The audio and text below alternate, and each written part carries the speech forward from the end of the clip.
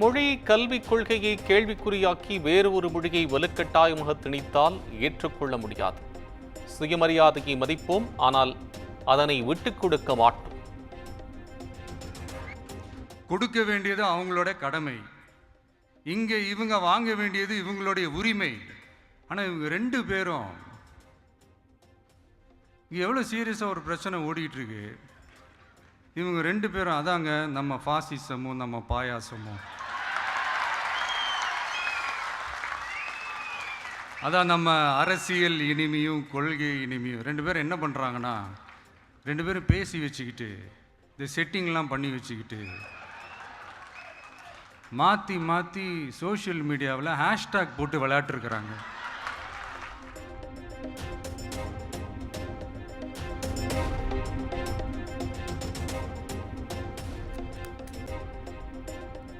தமிழக வெற்றிக் கழகம் எளிய மக்களுக்கான கட்சி, பண்ணையார்களுக்கான கட்சி கிடையாது.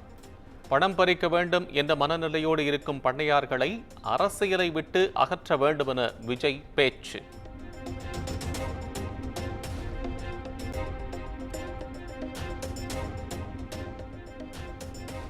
மும்மொழி கொள்கையை செயல்படுத்தினால்தான் நிதி என மத்திய அரசு கூறுவது சிறுபிள்ளைத்தனமானது. மத்திய மாநில அரசுகள் சிறுபிள்ளைகள் போல் சண்டையிடுவதாகவும் விஜய் விமர்சனம்.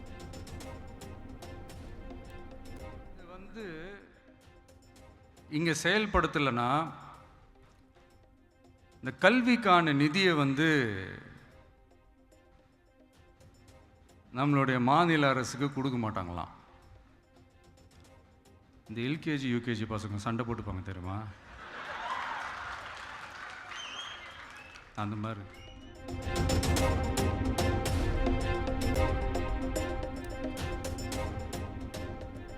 திமுகவும் பாஜகவும் செட்டிங் அரசியல் செய்து கொண்டிருப்பதாக விஜய் பேச்சு. சமூக வலைதளங்களில் ஹேஷ்டாக் அரசியல் செய்து கொண்டிருப்பதாகவும் சாடல்.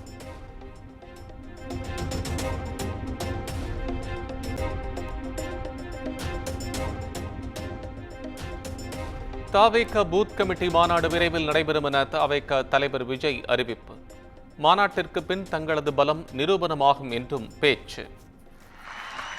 நம்மளுடைய கட்சி தோழர்களை தான் நியமிக்க போகிறோம். கூடிய சீக்கிரமே பூத் கமிட்டி மாநாடுன்னு ஒன்று நடத்த போகிறோம்.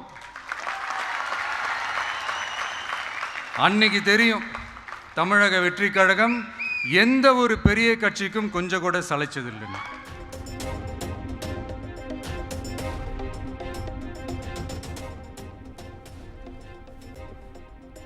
தவேக 2ஆம் ஆண்டு தொடக்க விழாவில் கெட் அவுட் கையெழுத்து இயக்கத்தை தொடங்கி வைத்த விஜய், புதிய கல்விக் கொள்கை, மும்மொழி கொள்கை உள்ளிட்டவற்றை எதிர்க்கும் வகையில் கையெழுத்து.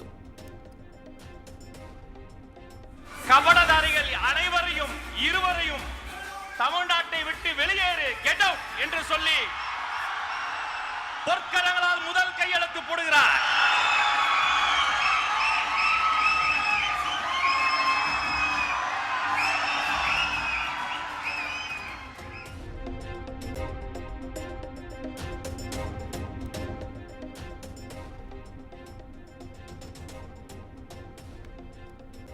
மன்னராட்சிக்கு எதிரான பேச்சுகளால் சூழ்ச்சிகள் தாக்கிய போது அழைத்தவர் விஜய். தவேக நிகழ்ச்சியில் ஆதவ் அர்ஜுனா பேச்சு.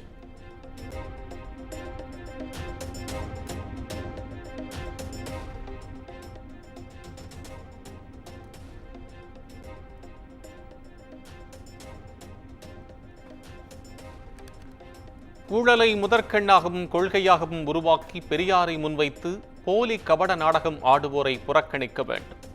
பெரியாரின் சமூக நீதி பேசுபவர்கள் சாதி அரசியல் பேசி தேர்தலில் வெற்றி பெற்று அரசியல் செய்வதாகவும் ஆதவ் அர்ஜுனா விமர்சனம்.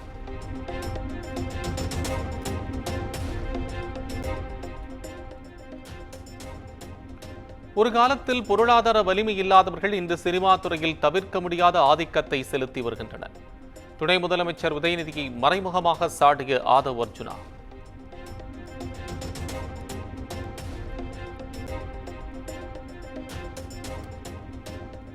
தமிழ்நாட்டில் கடனை உருவாக்கி ஆளும் கட்சியின் ஊழல் செய்து கொண்டிருப்பதாக ஆதவ் அர்ஜுனா விமர்சனம். திமுகவுக்கு செட்டிங் செய்வதை தவிர வேறு எதுவும் தெரியாது என்றும் சாடல்.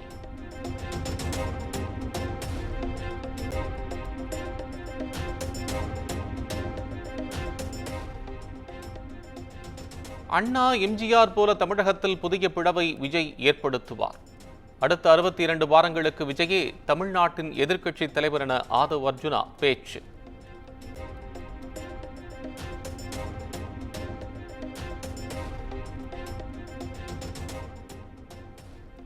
தாவேக்க விழாவில் பங்கேற்ற அரசியல் வியூக நிபுணர் பிரசாந்த் கிஷோர். திருக்குறள் மற்றும் பெரியார் சிலையை வழங்கி பிரசாந்த் கிஷோரை வரவேற்ற விஜய்.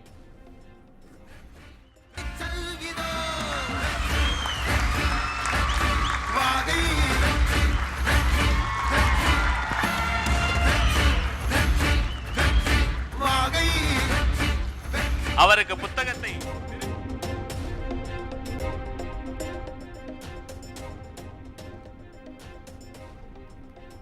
நாட்டிலேயே அரசியலில் கரைபிடிந்த மாநிலத்தில் தமிழ்நாடுதான் முதலில் உள்ளதாக பிரசாந்த் கிஷோர் பேச்சு. கிரிக்கெட்டில் கபில் தேவ், கவாஸ்கரின் வாரிசுகள் மட்டும் விளையாடி இருந்தால் தோனி, விராட் கோலி போன்றவர்கள் எல்லாம் வந்திருக்க முடியாது என்றும் விமர்சனம்.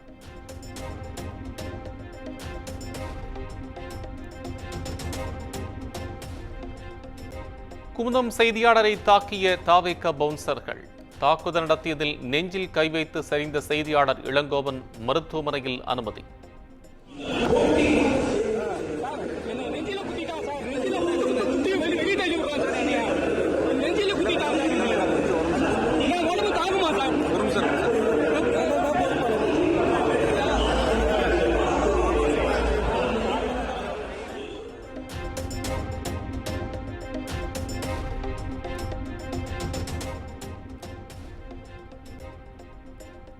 தாவேக நிகழ்ச்சியில் போலி பாஸ் வழங்கப்பட்டதால் நிர்வாகிகள் அதிர்ச்சி. போலி அடையாள அட்டையுடன் வந்தவர்கள் வெளியேற்றப்பட்டதால் அதிருப்தி.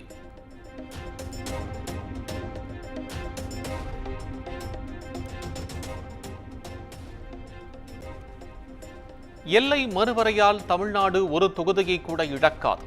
கோவையில் மத்திய உள்துறை அமைச்சர் அமித்ஷா பேச்சு.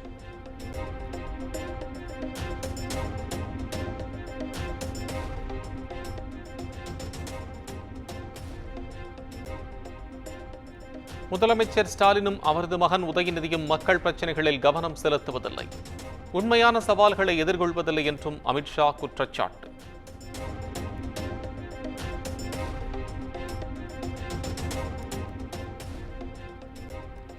திமுகவின் அனைத்து தலைவர்களும் ஊழலில் முதுகலை பட்டம் பெற்றவர்கள்.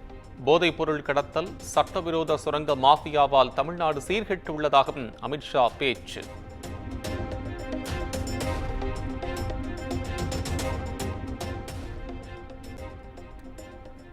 தொகுதி மறுசீரமைப்பில் விகிதாச்சார அடிப்படையில் தொகுதிகளின் எண்ணிக்கை உயரும். சீட்டுகளின் எண்ணிக்கை அதிகரிக்குமே தவிர குறையாது என்றும் அண்ணாமலை விளக்கம்.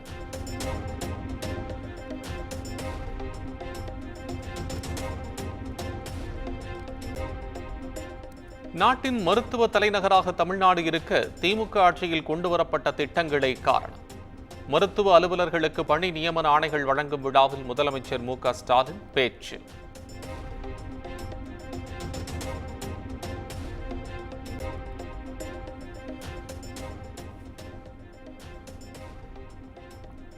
$5,000 கோடி முதலீட்டில் காலணி உற்பத்தி ஆலைக்கான புரிந்துணர்வு ஒப்பந்தம்.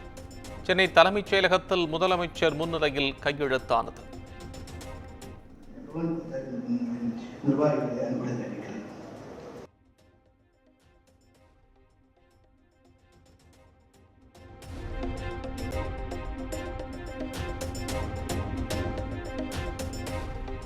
தென்காசி மாவட்டம் புளியங்குடி அருகே பள்ளி குழந்தைகளை ஏற்றிச் சென்ற ஆட்டோ விபத்தில் சிக்கியது. அரசு பேருந்து மீது மோதியதில் படுகாயமடைந்த 3 குழந்தைகளுக்கு தீவிர சிகிச்சை. ஆட்டோ ஓட்டுநர் சம்பவ இடத்திலேயே பலி.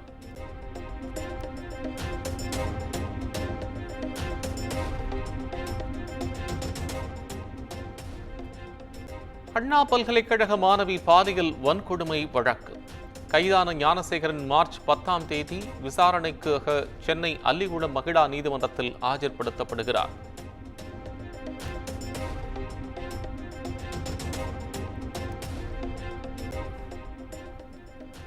ஆன்லைன் விளையாட்டிற்கான விதிமுறைகளை எதிர்த்த வழக்கில் இடைக்கால உத்தரவு பிறப்பிக்க சென்னை உயர்நீதிமன்றம் மறுப்பு. மத்திய மாநில அரசுகள் பதிலளிக்கவும் ஆணை.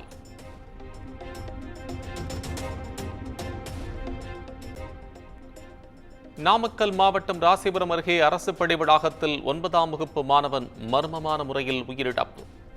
பள்ளியின் கழிவறையில் மாணவன் சடலமாக கிடந்ததைக் கண்டு நிர்வாகம் அதிர்ச்சி.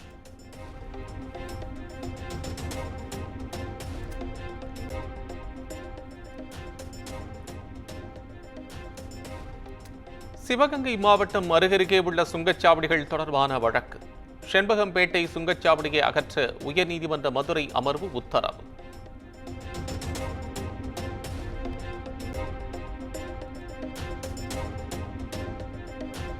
ஆம்பூர் அருகே உள்ள அம்மன் கோயில் நிலத்தை அறநிலையத்துறை கையகப்படுத்த ஊர் மக்கள் எதிர்ப்பு. அதிகாரிகளை கோயிலுக்குள் செல்ல விடாமல் வளாகத்தில் அமர்ந்து போராட்டத்தில் ஈடுபட்டதால் பரபரப்பு.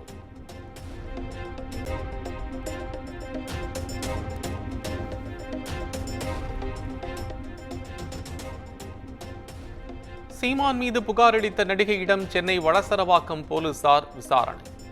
5 மணி நேரம் நடைபெற்ற விசாரணையில் புதிய ஆதாரங்களை போலீசாரிடம் நடிகை ஒப்படைத்ததாக தகவல்.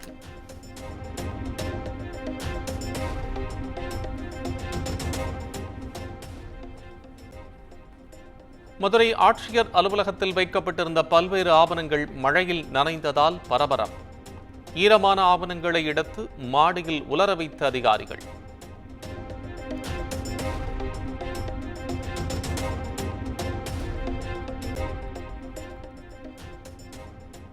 தருமபுரியில் திமுகவினரின் கொண்டாட்டத்தால் பொதுமக்கள் அவதி. மாவட்ட செயலாளரை வரவேற்க சாலையில் பட்டாசு வெடித்து போக்குவரத்துக்கு இடையூறு.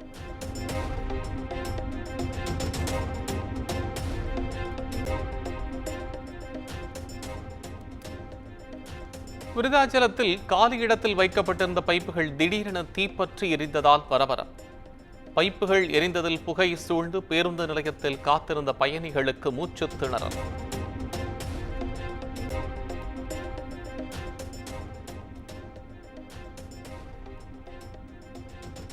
உத்தரப்பிரதேச மகா கும்பமேளாவில் நீராட இன்று இறுதி நாளில் கூடிய பக்தர்கள். திரிவேணி சங்கமத்தில் லட்சக்கணக்கானோர் புனித நீராடல்.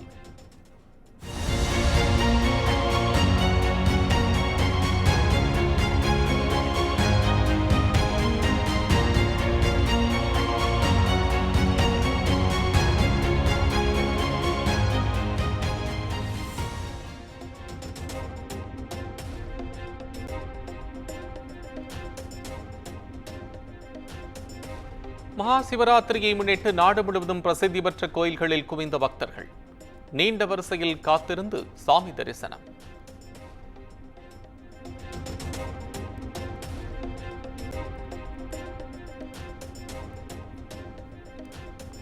குற்ற வழக்குகளில் தண்டிக்கப்பட்ட அரசியல்வாதிகளுக்கு தேர்தலில் வாழ்நாள் தடை என்பது கடும் தண்டனை. உச்சநீதிமன்றத்தில் மத்திய அரசு பிரமாண பத்திரம் தாக்கல்.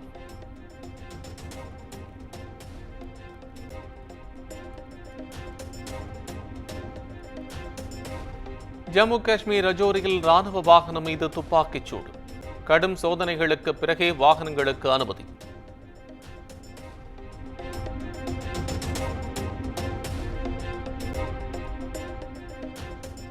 காசாவில் 4 இஸ்ரேலியர்கள் விடுவிப்புக்கு ஒப்பந்தம் இறுதி என இஸ்ரேல் தகவல்.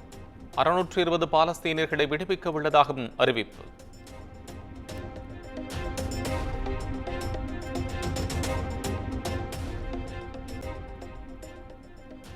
போப் பிரான்சிஸின் உடல்நிலை தொடர்ந்து கவலைக்கிடம். சிகிச்சையில் ஓய்வெடுத்து வருவதாக வேட்டிகன் அறிவிப்பு.